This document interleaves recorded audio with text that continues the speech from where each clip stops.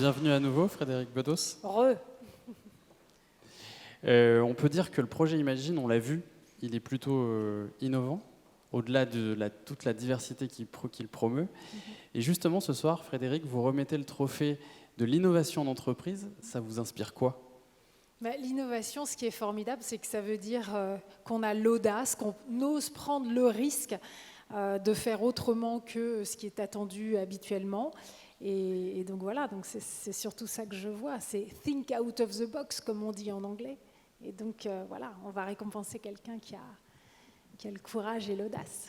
Alors on va penser en dehors de la boîte et on va surtout ouvrir l'enveloppe. En dehors de l'enveloppe. Et en dehors de l'enveloppe, voilà, exactement, pour nous révéler le lauréat du trophée de l'innovation en entreprise. PepsLab.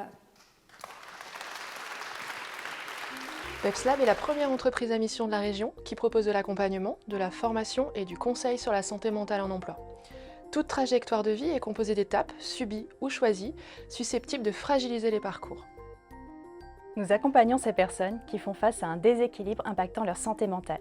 Nous formons les acteurs et actrices de leur écosystème.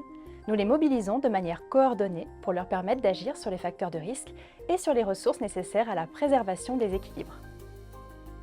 Nous contribuons avec nos clients à préserver le capital santé mentale en développant des formes de travail positives et inclusives.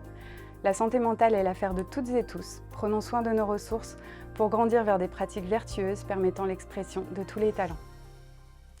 Voilà, PepsLab, on les applaudit à Sainte-Foy-les-Lyons.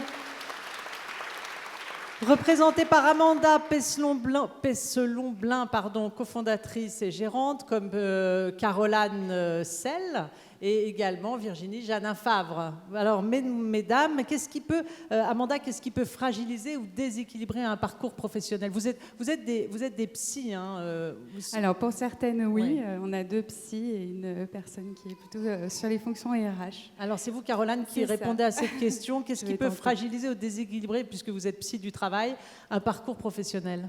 Alors effectivement, les parcours de vie, professionnels ou personnels, sont composés de différentes étapes, c'est rarement linéaire, et ces étapes peuvent être des temps plutôt positifs, choisis, comme des reconversions professionnelles, ou alors une promotion professionnelle, voire l'arrivée d'un enfant, mais tous ces champs-là peuvent bousculer une trajectoire. Il y a des choses aussi plus subies, comme la survenance d'une maladie, d'un handicap, ou un rôle d'aidant ou d'aidante à devoir assumer. Et c'est cela en fait qu'on souhaite questionner chez PepsLab en mettant au centre de nos préoccupations la santé mentale dans l'emploi et se dire qu'on va réfléchir à ce qui fait ressource pour les personnes et venir questionner ces ressources-là pour voir comment dépasser ces obstacles ou ces temps de tension sur un parcours professionnel. Alors, quelles solutions est-ce que vous apportez aux entreprises, Amanda ? Alors, les solutions sont à 3 niveaux. La première solution, ça concerne les personnes elles-mêmes. Donc, ces personnes qui vont, à un moment donné, se trouver un petit peu bousculées, négativement ou positivement. Eh bien, on va faire en sorte de les accompagner. Alors, ça peut être du coaching, ça peut être plein de choses. En tout cas, ce sont des accompagnements sur mesure qui vont leur permettre de prendre soin de leur santé mentale. Au deuxième niveau, ça va être de former les acteurs et les actrices de l'entreprise autour de ces personnes pour faire en sorte qu'elles puissent faire de la prévention et prendre en charge la santé mentale de leurs salariés. Et enfin, au troisième niveau, c'est d'aider les entreprises à structurer leur action autour de ces sujets-là, donc autour de la santé mentale en emploi. Virginie, qu'est-ce qui vous a poussé à créer cette structure ? Très concrètement, comme l'ont expliqué mes 2 associés, nous avions vraiment envie de mettre la santé mentale au cœur des sujets des entreprises, de responsabiliser chacun et chacune, parce que nous sommes tous concernés par ces problématiques-là, à différents moments de nos vies. Et on a donc choisi de se monter aussi en entreprise à mission pour s'engager et vous aider à vous engager sur ces thématiques-là. Merci beaucoup. Je rappelle qu'elles ont monté leur entreprise en février. Donc, si vous avez dans vos sociétés des gens qui ne vont pas très bien, vous pouvez leur conseiller d'aller voir ces 3 jeunes femmes à Sainte-Foy-les-Lyons. Bravo à toutes les 3. Je vous laisse recevoir votre prix des mains de Frédérique Bedos.